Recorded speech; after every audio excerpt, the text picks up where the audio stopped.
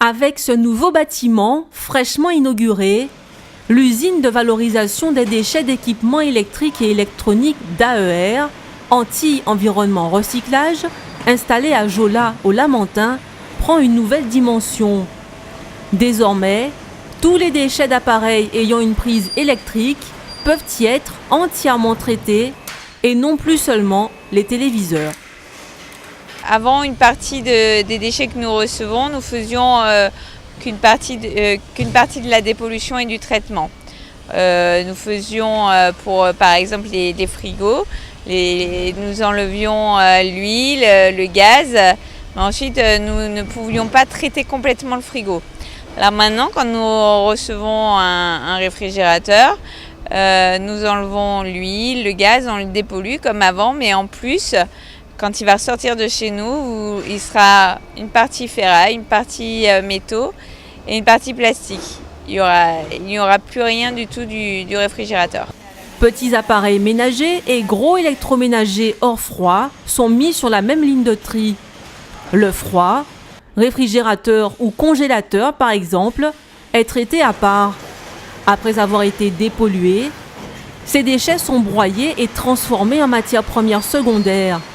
Métaux et autres plastiques qui les composent pourront alors être recyclés. Par exemple, la ferraille part en fonderie pour refaire du fer à béton. L'aluminium va servir pour tout ce qui est automobile. Le plastique en plasturgie pour refaire du plastique. Alors il y a une partie de nos matières premières secondaires qui vont partir en Europe, puisque nous n'avons pas de fonderie ici. Il y en a d'autres comme le verre qui vont être valorisés localement dans le BTP. Jusque-là, cette unité traitait plus de 7000 tonnes de déchets d'équipements électriques et électroniques par an. Ils proviennent de divers points de collecte en Guadeloupe, Île du Nord et Martinique. Avec la Guyane, ces chiffres vont augmenter. Nous recevons les bennes des déchetteries, les bennes des distributeurs.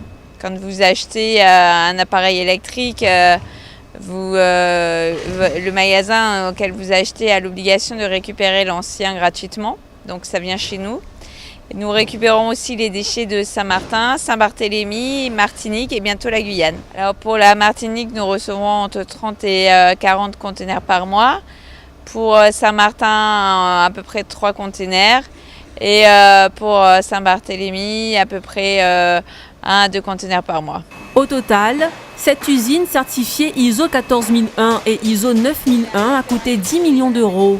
Elle a été financée entre autres par le Conseil régional, l'ADEME, le FEDER et Énergipol, le groupe auquel elle appartient. Un projet porteur qui a permis de créer plus d'une quarantaine d'emplois.